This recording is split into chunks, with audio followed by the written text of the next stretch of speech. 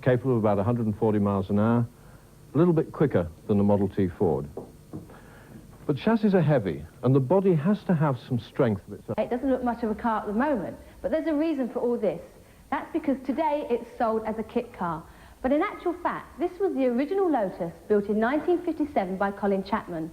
And also the actor Patrick McGoohan drove one of these in the opening of the TV series The Prisoner. It's a very, very well-designed car. It has good road holding, and it's got good performance. Now, you can buy it as a basic kit, like we've got here. And we've got everything. We have the cooling fan, we have the radiator, most important, the engine.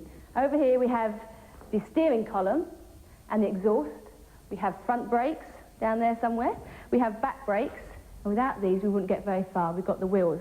Also, we have the prop shaft here, the drive shaft, and of course, the brightly coloured things are the suspension. And most important, we won't go very far without this, the seat. Pretty uncomfortable drive without one.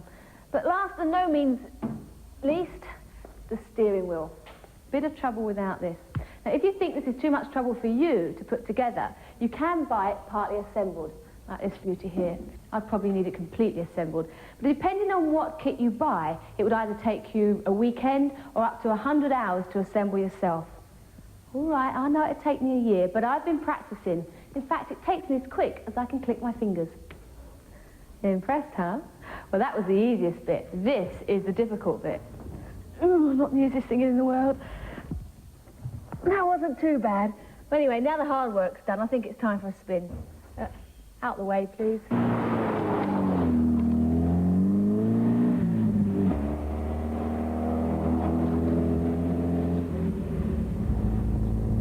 I thought I'd get to drive a Caterham Super 7. Well, here I am. It's an unbelievably comfortable car, which is surprising because it's quite low.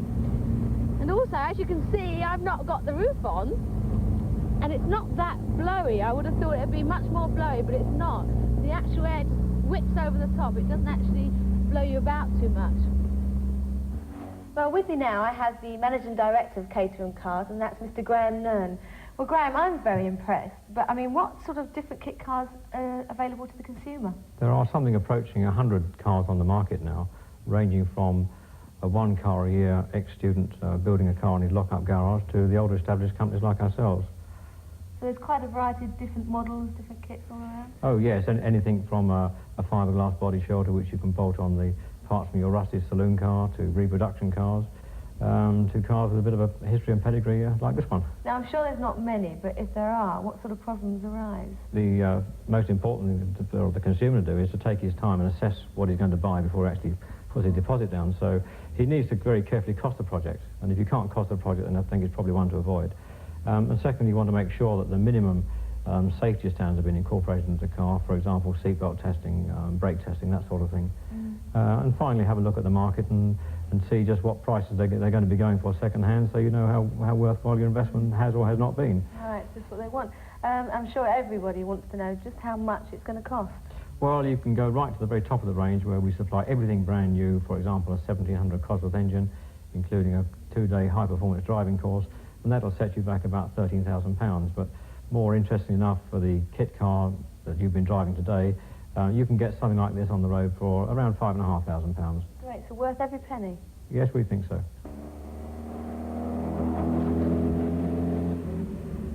The beauty of the Caterham Super 7 is that it's got a fabulous acceleration. It actually does 0 to 60 in 5.5 seconds. I'm not about to try that, though. Also, the top speed is about 115 miles an hour, pretty quick.